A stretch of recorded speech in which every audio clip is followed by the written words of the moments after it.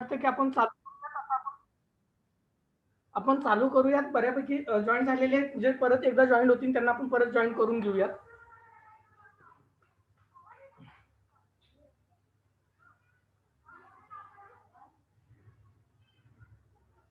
Hello. हा sir बोला. आवाज येतोय का सर? हो आवाज येतोय सर.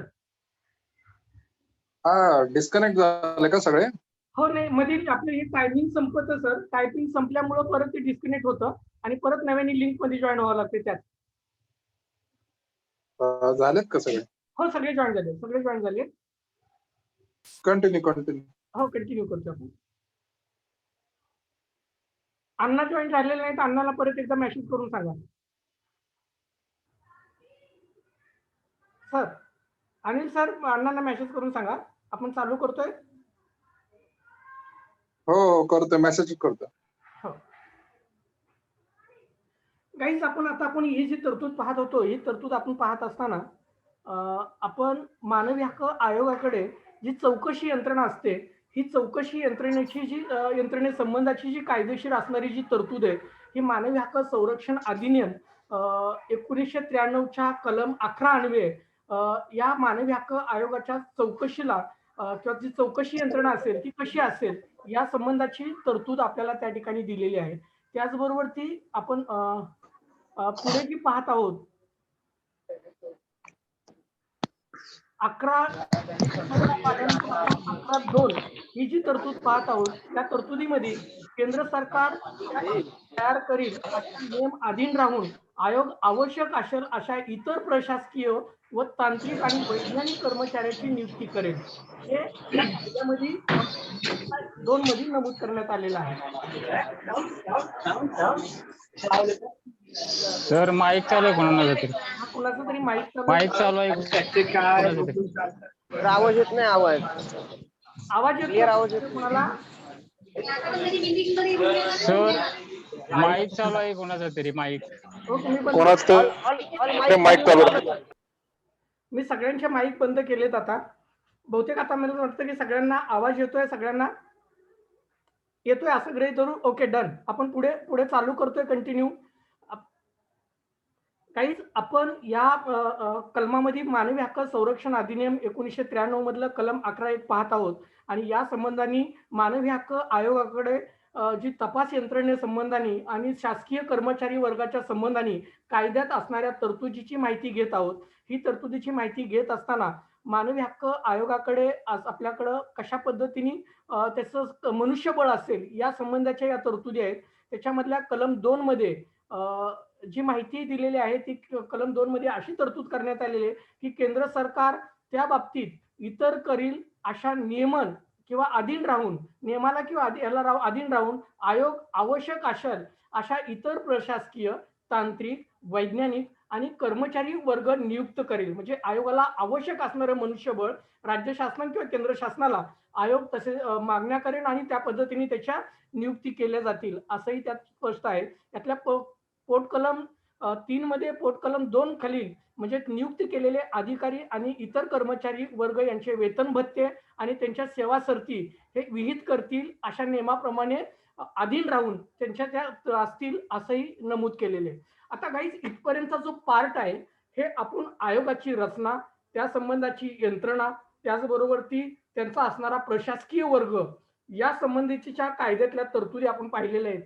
आता खऱ्या अर्थानं आपण जी मानवी हक्क संरक्षण अधिनियम 1993च्या कायद्यातील प्रकरण 4 हे आपण पाहणार आहोत आणि हे प्रकरण 4 हे अतिशय महत्वाचं प्रकरण आहे. याच्यामध्ये आयोगाची कार्य आणि अधिकार या संबंधाची माहिती आपल्याला या कायद्यामध्ये दिलेली आहे आणि या संबंधाने आपण विस्तृतपणे त्या ठिकाणी पाहणार आहोत. पुढे त्याची माहिती घेणार आहोत आणि एकदा जर हे तुम्हाला समजलं की आयोगाचे अधिकार काय आहेत आणि आयोगाचे कर्तव्य काय आहे, हे जर आपण लक्षात घेतलं तर मला असं वाटतं की मानवी हक्क कार्यकर्ता म्हणून ज्या वेळेस तुम्ही समाजाच्या मानवी हक्काच्या उल्लंघनाप्रती किंवा समाजात होत असणाऱ्या अन्य अत्याचाराच्या संबंधाने ज्यावेळेस तुम्ही दाद मागायला जाताल तर त्यावेळेस मला असं वाटतं की या तरतुदी तुमच्या लक्षात आल्या तर खऱ्या अर्थानं मानवी हक्क आयोगाकडे दाद मागताना अतिशय सोप्या पद्धतीने आणि सरळ तुम्हाला ती प्रक्रिया समजून जाईल आणि खऱ्या अर्थानं पीडितांच्या हक्कासाठी आपण न्यायाच्या दृष्टिकोनातून लढाई लढू शकतो, हा त्यातला पार्ट आहे. म्हणून हा समजून घेण्याचा प्रयत्न करा. या प्रकरण 3 मध्ये आयोगाची नेमकी कार्य आणि अधिकार काय आहेत हे बघूया. आयोगाचे कार्य याच्यामध्ये कलम 12 मधील आयोगाची पुढील कार्य त्यांनी निर्धारित केलेले, जे कायद्याने निर्धारित केलेले, हे कुणीही किंवा मार्गदर्शक तत्व नाहीत, हे कायद्यातल्या तरतुदी आहेत. हे एकदा तुम्हाला समजून घ्यायचे आहेत. ही पहिली कायद्यातली तरतूद काय सांगते, की आयोगापुढील सर्व किंवा काही कार्य पार पाडील. ते कुठले कार्य आहे ते आपण पाहूया. त्यातलं पहिलं कार्य खालील तक्त्यामध्ये नमूद केलेले किंवा स्वतःहून किंवा वेळोवेळी ठरवलेल्या व्यक्तीने किंवा तिच्या वतीने किंवा इतर कोणाच्याही वतीने विनंती अर्ज केल्यावरून चौकशी करेल. याचाच अर्थ काय होतोय, एक तर आयोग स्वतः दखल घेतलेले असेल, आयोगाने स्वतःहून दखल घेतलेले प्रकरण याच्या संबंधाने कारवाई करेल, किंवा त्याच्याकडे कुणीतरी तुमच्यासारख्या आपल्यासारख्या कार्यकर्त्यांनी अन्यायाबाबत केलेल्या तक्रारीच्या संबंधीने चौकशी करेल, किंवा त्याच वेळी एखादे प्रकरण त्यांच्या समोर आलं आणि सो मोठं त्यांनी केस घेतली तर त्या दृष्टिकोनातून कारवाई करेल. अशा पद्धतीचं या कलमामध्ये, आता त्यातले कुठले कुठले प्रकरण आहेत हे आपण बघूयात. याच्यामध्ये एक, मानवी हक्कांचा भंग किंवा त्यास प्रोत्साहन किंवा अशा हक्काबाबतीत प्रतिबंध करणाऱ्या लोकसेवकाकडून झालेला निष्काळजीपणा याबाबत मानवी हक्क आयोग चौकशी करेल. त्याचबरोबर दुसरं त्याच्यामध्ये नमूद करण्यात आलेलं आहे की मानवी हक्कांचा भंग झाल्याचा आरोप असेल अशा कोणत्याही न्यायालयात प्रलंबित असलेल्या कारवाईतही त्या न्यायालयाच्या संमतीने हस्तक्षेप करण्याचा अधिकार या आयोगाला आहे. याचाच अर्थ लक्षात घ्या की एखादं प्रकरण न्यायालयात असेल आणि त्या न्यायालयात प्रकरण असतानाही त्या मानवी हक्कांचं मोठं उल्लंघन होतंय असं जर तुमची तक्रार असेल आणि ती आयोगाकडे तक्रार केली तर आयोग न्यायालयाशी विनंती करून न्यायालयाच्या परवानगीने अशा प्रकरणी मानवी हक्काच्या संबंधाने न्यायालयात जरी प्रकरण असेल तरी त्याच्यामध्ये हस्तक्षेप करून कारवाई करेल किंवा त्याची चौकशी करेल, असंही या कलम 2 मध्ये नमूद करण्यात आलेलं आहे. ओके, आता आपण तिचा पुढचा पार्ट पाहूयात. आपले कार्यकर्ते दुसऱ्या पार्ट मध्ये जॉईन होते, आता काय हरकत नाही, त्यांचंही स्वागत करूयात आपण.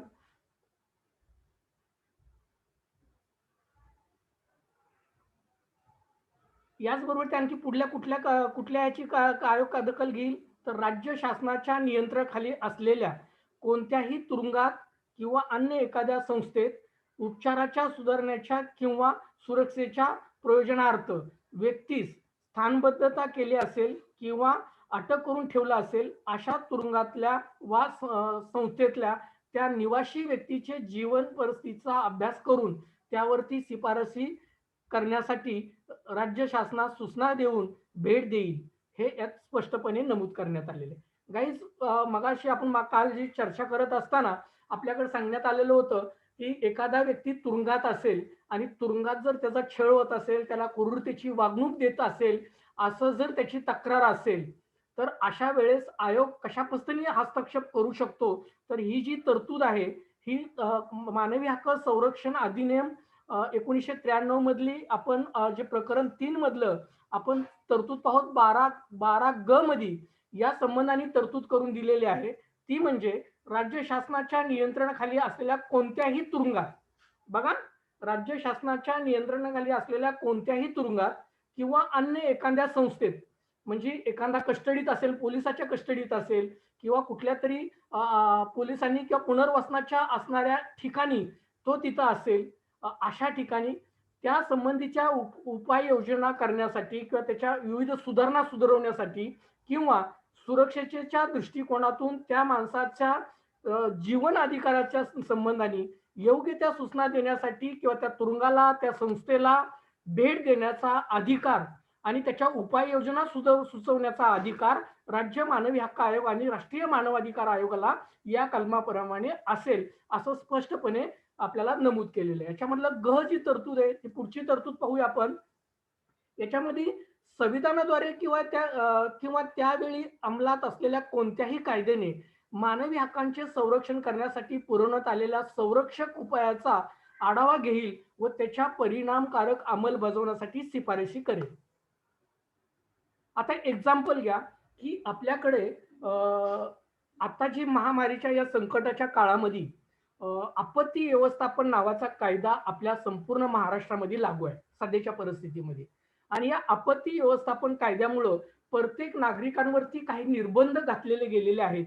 ते म्हणजे संचारास बंदी घातलेली आहे, संचार करता येणार नाही. त्याचबरोबर ती उपजीविकेच्या दृष्टिकोनातून त्याची असणारे जी काही आस्थापना आहेत, दुकान आहेत, काम करण्याचा प्रयोजन आहे, याच्यावरती निर्बंध आणलेले आहेत या आपत्ती व्यवस्थापन कायद्याप्रमाणे.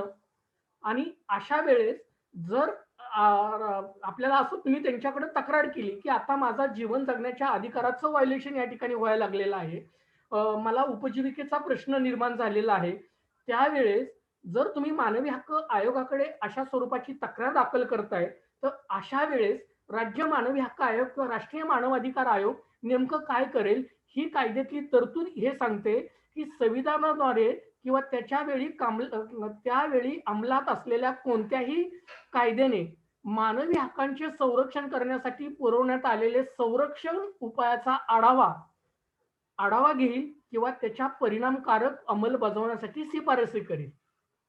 म्हणजे याच्या संबंधाने जर इथं वाटलं की मानवी हक्कांचं व्हायोलेशन होतंय किंवा मानवी हक्कांच्या जीवन जगण्याच्या अधिकारावरती कुठेतरी गदा येते, तर कदाचित मानवी हक्क आयोग राज्य शासनाला त्या दृष्टिकोनातून ती शिफारसी करेल. जसं की आपण काल परवा चर्चा केली होती की रेशनवरती अन्नधान्य मिळत नाही, अन्न सुरक्षेच्या लोकांना योग्य उपाययोजना करता येत नाही किंवा रोजगाराच्या संबंधानेचा प्रश्न निर्माण झाला, तर अशा वेळेस ही मानवी हक्क आयोग राज्य शासनाला शिफारशी करू शकेल, ज्या दुर्लभ घटकांच्या संबंधाने किंवा ज्याला आपण म्हणतो की आर्थिकदृष्ट्या खूप मागासलेले घटक आहेत, अशा लोकांच्या जीवन जगण्याच्या संबंधाने अशाही वेळेस हस्तक्षेप करून कुपोषण टाळण्यासाठी किंवा जीवन जगण्याच्या अधिकारासाठी या कलमाचा वापर करून मानवी आयोग त्याच्यामध्ये हस्तक्षेप आपल्याला करताना दिसून येऊ शकतो. आता पुढच्या कलमामध्ये काय सांगितलेलं आहे हे आपण बघूयात.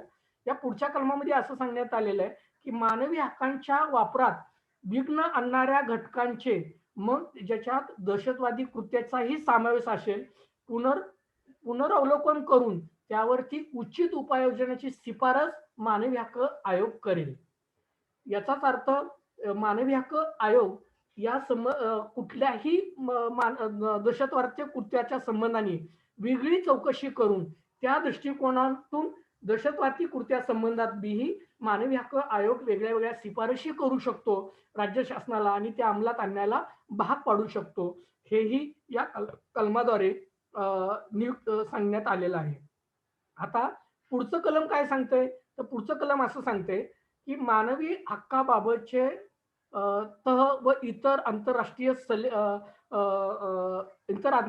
सल्ले म्हणजे सहलेखा किंवा ज्या परिसंवादाचे एकमेकांना स्वीकारलेले असतात याचा अभ्यास करील आणि त्याच्या परिणामकारक कारवाईसाठी शिफारसी देखील करील.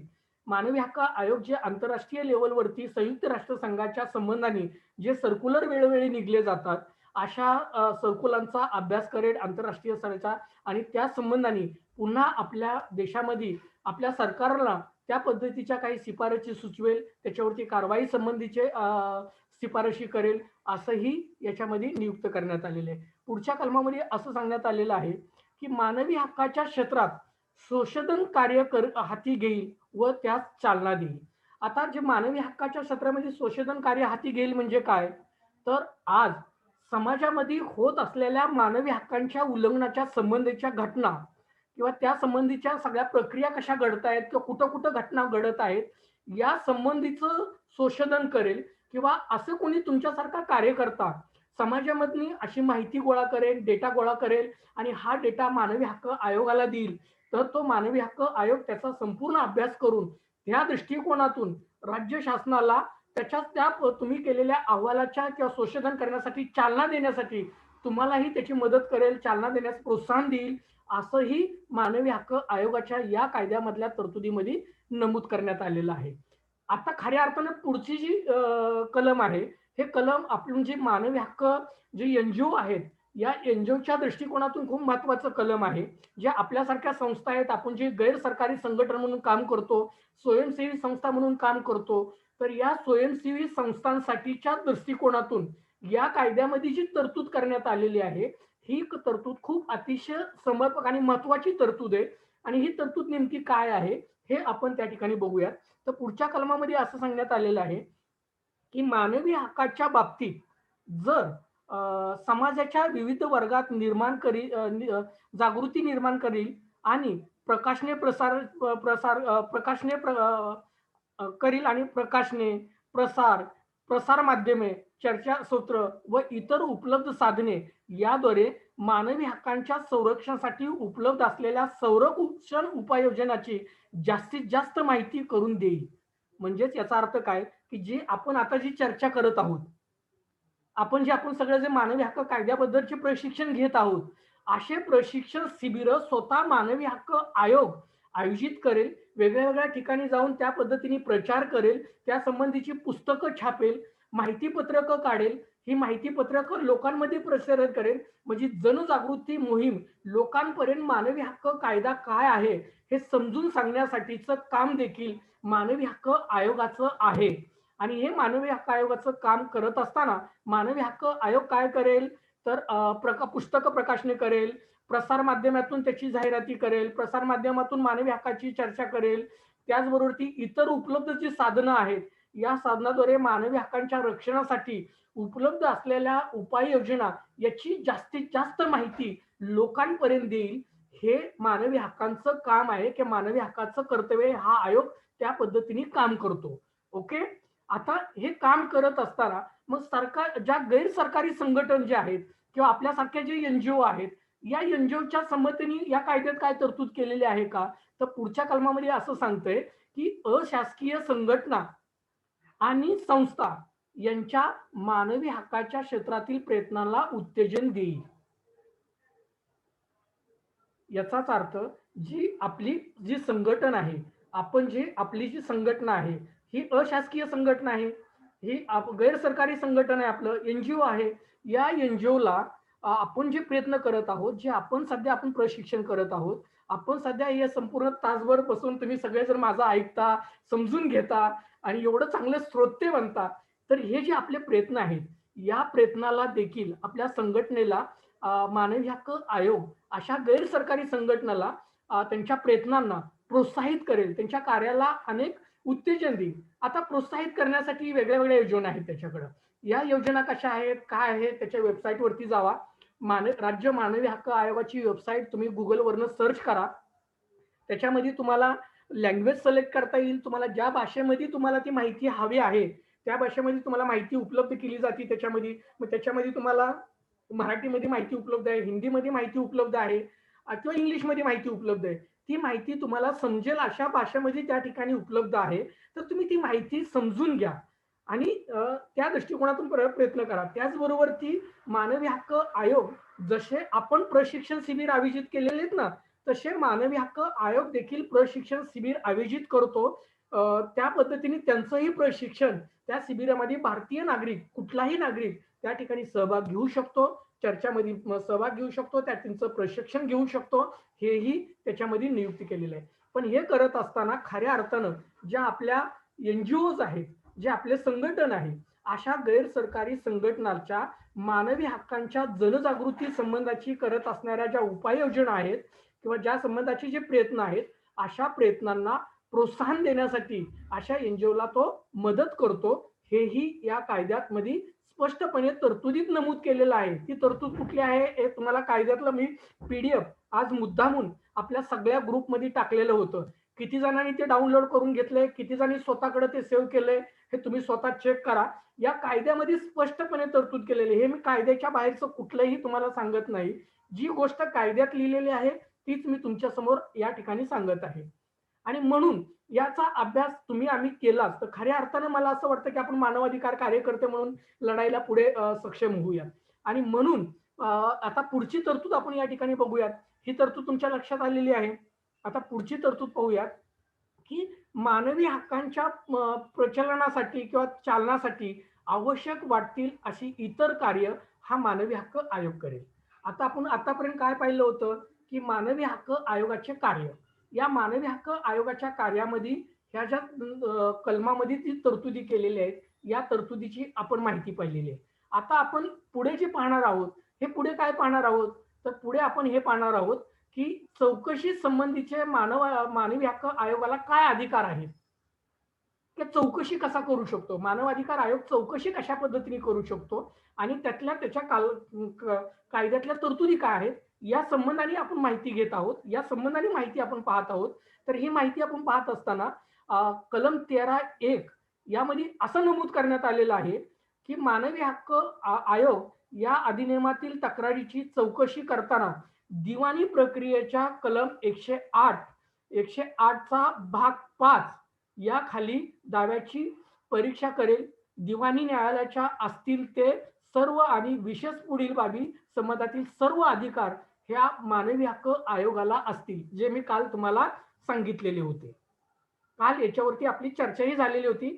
मला वाटतं पाटील सरांनी जळगावचे आपले जळगावचे पाटील सर जॉईन आहेत ना? हा होय.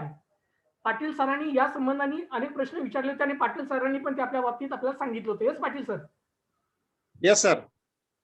या संबंधाची काल आपण माहिती बघितलेली होती आणि तीच आपल्याला मानवी हक्क संरक्षण अधिनियम 1993च्या कलम 13 मध्ये मानव अधिकार आयोगाला चौकशी संबंधीने जे अधिकार देण्यात आलेले आहेत त्या अधिकारामध्ये कलम 13(1) मध्ये अशी तरतूद करण्यात आलेली आहे की आयोगास या अधिनियमातील तक्रारीची चौकशी करताना दिवाणी प्रक्रिया संहिता कलम 1908 या 1908च्या कलमच्या 5 या भागाखाली दाव्याची परीक्षा करताना म्हणजे दावा चालवताना दिवाणी न्यायालयाला असतील ते सर्व अधिकार या आयोगाच्या सदस्यांनी सभा अध्यक्षांना असतील असं या कलमामध्ये नमूद करण्यात आलेलं आहे. पुढे असं लिहिलेलं आहे की साक्षीदाराला उपस्थित राहण्यासाठी फरमावणे व भाग पाडणे हे त्याच्या शक्यतेवर त्याची तपासणी करणे हेही या आयोगाला अधिकार असतील तक्रारीच्या निमित्तानं. त्याचबरोबर ती कोणतेही दस्तावेज शोधून काढणे व सादर करणे हे आयोगाला अधिकार असतील. आता गाईज आपला एक काल प्रश्न उपस्थित केला होता कोणीतरी, प्रश्न असा उपस्थित केला होता की कायद्याची जाचाची त्रास होतोय किंवा कायद्यामध्ये तुरुंगात असताना एखाद्या व्यक्तीची क्रूरतेची वागणूक त्याला दिली जात आहे अशी त्याची तक्रार आहे आणि तो आयोगाकडे देतो. तर त्या आयोगाकडे देत असताना कुणीतरी म्हटलं की त्याला पुरावे द्यावे लागतील वगैरे द्यावे लागतील. तर मी असं म्हटलं होतं की तो तिथं तुरुंगात असताना पुरावे काय सादर करणार आहे असंही मी त्या ठिकाणी म्हटलं होतं. आणि त्यावेळेस ही माहिती देत असताना हे जी कलम आहे या कलमातली तरतुदीप्रमाणे एखादा दस्तावेज शोधून काढण्यासाठी किंवा त्या दस्तावेजची माहिती काढण्यासाठी या कलमाप्रमाणे या आयोगाला अधिकार देण्यात आलेले आहेत. म्हणजे तक्रार झाल्याबरोबर ती हे आयोग पुरावे शोधून काढू शकतो, दस्तावेज शोधून काढू शकतो. बरोबर आहे? बरोबर आहे. मला असं वाटतं की आपण सगळेजण या कलमापर्यंत आपण पुढचा भाग पुढे घ्यायचा का चर्चासत्राला आपण सुरुवात करायची याच्यावरती काय कुणाचे प्रश्न आहेत का?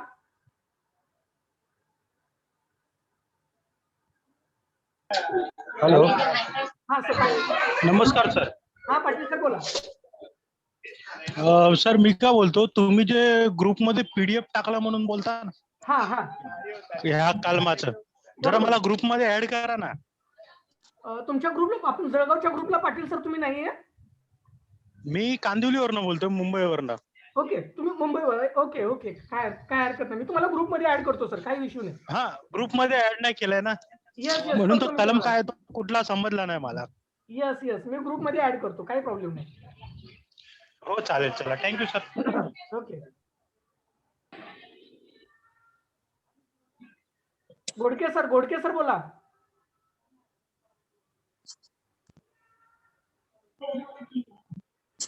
आवाज येत नाही. अण्णा सर काही आपल्याला या संबंधाने अण्णा सरांना काय मुद्दे मांडायचे आहेत का? नाही सर, खूप छान सांगितलं. मला सुद्धा माहिती नव्हती की सचिव दर्जाचा अधिकारी असतात तिथं. कोर्टात असताना सुद्धा आयोग आपला हस्तक्षेप करू शकतो. ह्या बऱ्याचशा गोष्टी आपल्या प्रशिक्षणावर माहिती होतात. आता माझ्या ऑफिशियल कामामुळे मी 2-3 दिवस जॉईन होऊ शकलो नाही, त्यामुळे मी तुमच्याकडून ते ज्ञान अवगत करून घेईल नंतर. परंतु खूप चांगली माहिती मिळाली मला सर आज. Thank you. S M Patil sir आपण काय मुद्दे मांडू इच्छित आहे? आता आपण शेवटचा जो मुद्दा मांडला की आयोगाला दिवाणी प्रक्रिया संहिता जी आहे त्याच्याप्रमाणे अधिकार असतो. येस येस अतिशय मजेशीर आहे ना साहेब हे, म्हणजे दिवाणी न्यायालयाचे अधिकार न्यायालयाला आहेत. त्यामुळे सगळ्याच पद्धतीचे पार पुरावे शोधून काढणे, तपासणी करणे, दस्तऐवज शोधणे, माहिती काढणे आणि शिवाय एखाद्याला समक्ष हजर करण्याचं फरमान काढणे येस म्हणजे आयोगाचे फार मोठे अधिकार आहेत आणि मानवी हक्काच्या कामामध्ये कार्यकर्त्यांना यात मोठा आनंद वाटतोय खऱ्या अर्थाने. यस यस खऱ्या अर्थानं ती महत्वाची बाब आहे की मानवी हक्क आयोगाचे जे अधिकार आहेत तर मानवी हक्क आयोगाच्या संबंधाने जर एखादी तक्रार आपण तिथं उल्लंघनाची झाली तर खऱ्या अर्थानं या अधिकाराचा वापर करून मानवी हक्क आयोग हा पीडिताला न्याय देऊ शकतो. हे याच्यातून स्पष्टपणे आपल्याला दिसतंय की कायद्यातल्या तरतुदीप्रमाणे. बरोबर आहे, बरोबर आहे. आणखी काही कुणाला या विषयावरती बोलायचं, या विषयावरती आणखी कुणाला बोलायचं वाटतंय? साहेब हॅलो. हा बोला, गोडके सर बोला.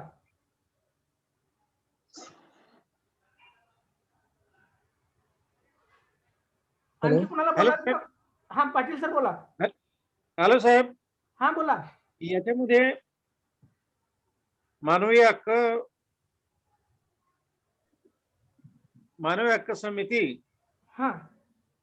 जनजागृती करते, वेगवेगळे प्रचार प्रसार करते, प्रशिक्षण शिबिर, माहिती पत्रक काय जे असतील ते पुस्तक प्रकाशन वगैरे याच्यासाठी शासन काही निधी वगैरे देतं का? नाही, हे मी आयोगाच्या संबंधाने तुम्हाला माहिती सांगितलेली आहे. आपल्या एनजीओच्या संबंधात जर तुम्ही बोलत असाल तर एनजीओच्या संबंधात मी तुम्हाला माहिती सांगू इच्छितो की आपला एनजीओ हा सरकारी कुठलीही मदत घेत नाही. सरकारी पातळीवरती मदत द्यायला तयार असतात किंवा काही प्रोजेक्ट आपण सादर केलेत आपल्याला नक्की मदत मिळू शकते. पण प्रश्न या ठिकाणचा उभा राहतो की आपण गैर सरकारी संघटन म्हणून ज्यावेळेस काम करतोय त्यावेळेस काम करत असताना मला वाटतं की सरकारी मदत घेतली तर आपल्याला खऱ्या अर्थानं पीडिताच्या न्यायासाठी लढाई लढत असताना आपल्याला कधी कधी सरकार विरोधी भूमिका घ्यावी लागते आणि जर सरकारच्या पैशावरती आपलं एनजीओ चालायला सुरुवात झाली तर त्या ठिकाणी कितपत विरोध करायला मर्यादा आपल्याला त्या ठिकाणी निर्माण होतात. आणि म्हणून कदाचित मी ही मदत सरकारच्या ज्या काही एनजीओच्या संबंधाने योजनेसंबंधी मदत घेत नाही. मात्र आपल्याला समाजात काम करत असताना आपले जे सगळे कार्यकर्ते आहेत या कार्यकर्त्याच्या माध्यमातून जी संस्थेचे सभासद फी म्हणून भरतात, फी आणि वेळोवेळी जे आपल्याला देणगी म्हणून जे कार्यकर्ते आपल्याला देत आहेत याच्यातून समाजहिताच्या दृष्टिकोनातून किंवा प्रकाशन करण्याच्या, पुस्तक प्रसार करण्याचा किंवा एखादा प्रोग्राम अरेंज करण्याचा या संबंधीच्या सगळ्यातून आपला खर्च आपले कार्यकर्ते स्वतः करतात. आपण कुठलीही मदत घेत नाही, पण मदत मिळू शकते. बरोबर बरोबर.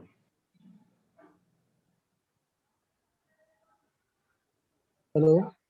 हा बोला. सर, ह्युमन राईटचं स्टडी करण्यासाठी काही बुक्स मार्केटमध्ये मिळतात का सर? त्याचं काय नाव सांगू शकता का तुम्ही? मानवी हक्काचे ह्युमन राईट, बघा आपला विषय आहे मानवी हक्क, तर पुस्तकांची नावं ही मानवी हक्कच आहेत. तुम्ही कुठलेही पुस्तक मागा गेलात की मानवी हक्कांच्या संबंधाने अनेक लेखकांची वेगळी वेगळी पुस्तकं आहेत आणि या पुस्तकांना नावंही तशीच दिलेली आहेत. मानवी हक्क संरक्षण, संवर्धन, मानवी हक्कांचं उल्लंघन अशा नावांची पुस्तकं मार्केटमध्ये मोठ्या प्रमाणावर आहेत. आणि तुम्ही वेगळ्या वेगळ्या लेखकांची आहेत, वेगवेगळी माहिती घेऊ शकतायत. किंवा तुम्हाला फुकट पुस्तक पाहिजे असेल तर राष्ट्रीय मानवाधिकार आयोगाची वेबसाईट ओपन करा. याच्यामध्ये हिंदीमध्ये तुम्हाला त्याची पुस्तकं मिळतील. राष्ट्रीय मानवाधिकार आयोगाची हिंदी मधली मोफत प्रकाशने म्हणून वेबसाईट वरती पीडीएफ लोड करून ठेवलेले आहेत. ते पीडीएफ डाउनलोड करून घ्या आणि ते वाचा. मानवी हक्क आयोगाच्या संबंधाची पुस्तकं त्याच्यामध्ये आहेत. राष्ट्रीय मानवाधिकार आयोगाच्या वेबसाईट वरती जावा तुम्ही. हा सर, आवाज येतोय का? हा सर, आवाज येतोय Vikas sir? Okay okay. Vikas sir, आवाज येतोय का? हो येतोय सर, येतोय. बोला बोला. अनिल सर बोला. अनिल सर बोला, आवाज येतोय? अनिल सर, अनिल सरांचा आवाज. हॅलो. हा बोला. Hello hello hello. हा येतोय आवाज, येतोय आवाज. हा सर, पुस्तकांसंदर्भात आता चर्चा करत झाली आपली. हो हो हो मला असं म्हणायचं होतं सर, आपली संस्थेचे जे आपण पब्लिश करतो दरवर्षी, हो. ते पुस्तकं मिळालेले नाहीत बहुतेक बहुतेक कार्यकर्त्यांना अजून. कारण त्याच्यामध्ये सर आपण वैश्विक जाहीरनामापासून ते आतापर्यंतच्या घडामोडी ज्या काही घडल्यात, ते बऱ्यापैकी सर पूर्ण माहिती त्याच्यात आपण दिलेली आहे. तर ती पुस्तकं साधारण घेऊन गेले लोक तर बरं होईल असं माझं म्हणणं आहे. अगदी खरे. गाईज, मानवी हक्काच्या संबंधाने जर आपल्याला पुस्तक पाहिजे असेल तर आपल्या संस्थेचे मुख्य सल्लागार अनिल सरांनी सांगितलेले आहे आणि आपल्या सगळ्यांनाच मी परत एकदा सांगतो की मानवी हक्काच्या संबंधाने आपल्या संस्थेने दरवर्षी मानवी हक्काचं आपण पुस्तक प्रकाशित करतो. त्याच्यामध्ये वेगळ्या वेगळ्या तज्ञांची माहिती आणि त्या मानवी हक्काच्या संबंधीची माहिती देतो. त्याच पद्धतीनं आपल्या जे पुस्तक आहे मानवी हक्काच्या संबंधी, त्याच्यामध्ये सगळी माहिती आपण त्याच्यामध्ये नोंद केलेली आहे. असं पुस्तक जर तुम्हाला हवे असेल तर आपल्याला सगळ्यांना ते उपलब्ध आपल्या संस्थेत आहे, ते कधी घेऊन जाऊ शकता, तुम्ही मिळू शकतं. किंवा तुम्हाला पीडीएफ पाहिजे असेल तर मी परत एकदा आपल्या ग्रुपमध्ये ते पीडीएफ पण पाठवतो, तुम्ही डाउनलोड घेऊन ते वाचा. तर पीडीएफ देण्यापेक्षा संस्था सध्या आर्थिक अडचणीत आहे. स्वागत मूल्य काही जास्त ठेवलेलं नाहीये सर, आपण त्याचे 100 रुपयेच आहे माझ्या माहितीनुसार. सर्वांनी तेवढं घेऊन जरी पुस्तक घेऊन गेले तरी बरं होईल सर, तेवढंच आपला हातभार लागेल संकटाच्या काळात. खरंय खरंय वस्तुस्थिती. सभासद कसं व्हायचं सर? 100 रुपये काही फार नाहीये. हा. सभासदचा फॉर्म वाटलेला नाहीये सर. सभासद फॉर्म मला सभासद व्हायचं होतं. सभासद कसं होता येईल मला?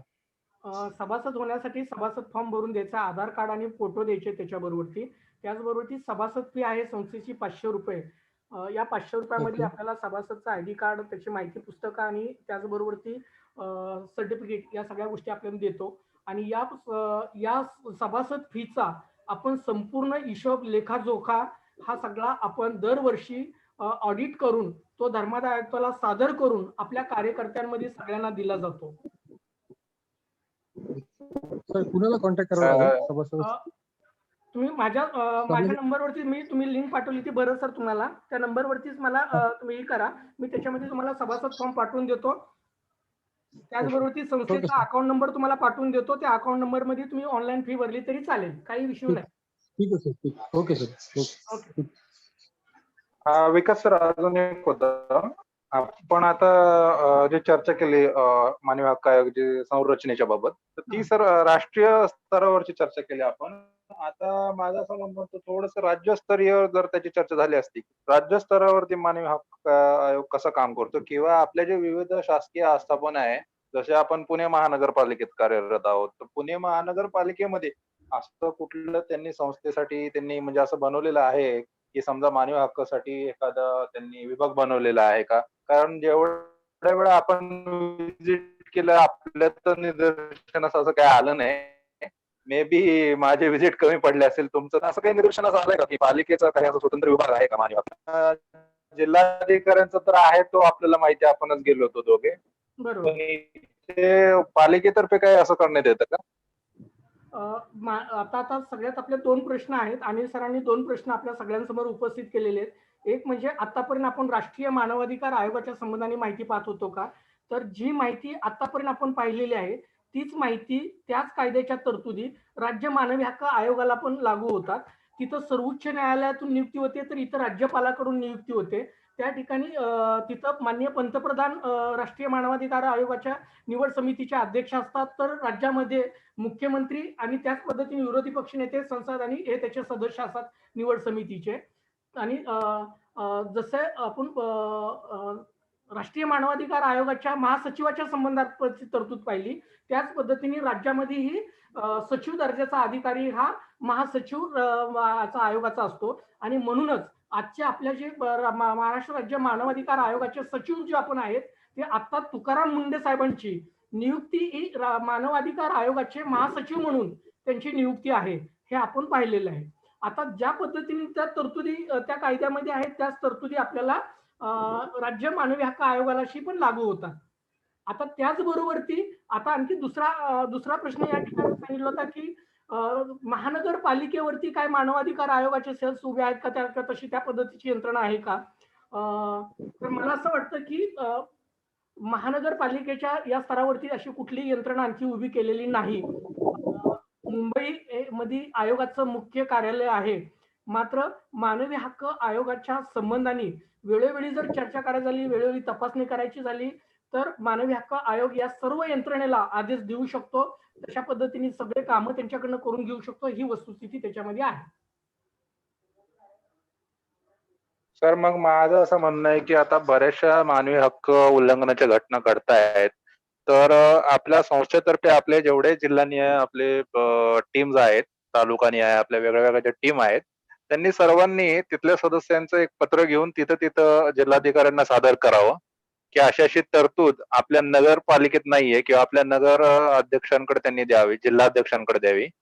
तर त्याच्यातून काही साध्य करता आलं तर मला वाटतं सर खालच्या स्तरापर्यंत जे आपले सामान्य कार्यकर्ते किंवा सामान्य नागरिक त्यांना मदतच होईल. कारण दरवेळी सर मुंबईला जाणं सर्वांना तर शक्य होणार नाही. त्याऐवजी जर त्यांना आपण त्यांच्या महानगरपालिकेत किंवा त्यांच्या नगरपालिकेत जर हे काही करून देता आलं आपल्याला, तर मला वाटतं सर थोडाफार सर्वसामान्यांचा बोज हलका होईल आणि निश्चितच मदत होईल असं माझं वैयक्तिक मत आहे. मानवाधिकाराच्या संबंधाने म्हणताय का आपण? हो सर. नाही, मानवाधिकाराचा जो कायदा आहे सर, या कायद्यातल्या ज्या आपण तरतुदी आपण पाहिलेल्या आहोत, या तरतुदीप्रमाणे मानवाधिकाराचा ज्या कायद्यातली तरतुदीप्रमाणे कलम 30 प्रमाणे सत्र न्यायालय हे मानवाधिकार न्यायालय म्हणून घोषित करण्यात आलेलं आहे.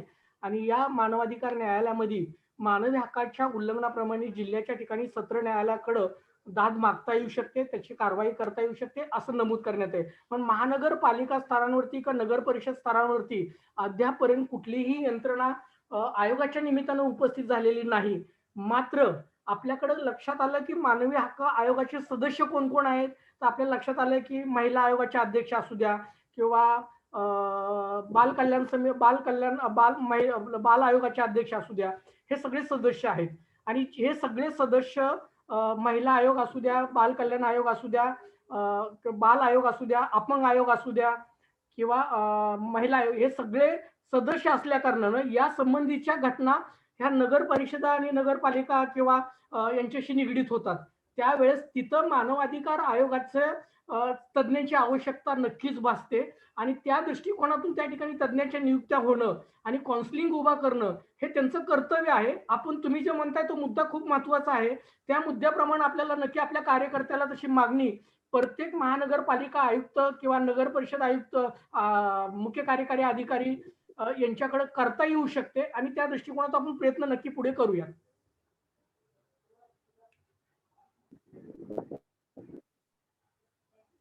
गाईज, जरी चुकून एक लिंक कमी झाली तर लगेच पुढे त्याच्यामध्ये ऍड व्हा बरं का.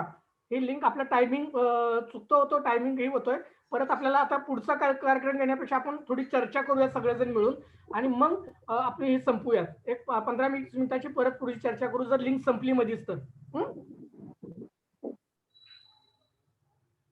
याच लिंक मध्ये सगळेजण जॉईन व्हा. आपल्याला चर्चा करायची, खूप महत्वाच्या विषयावरती आपल्याला वेगवेगळी चर्चा करायची आहे.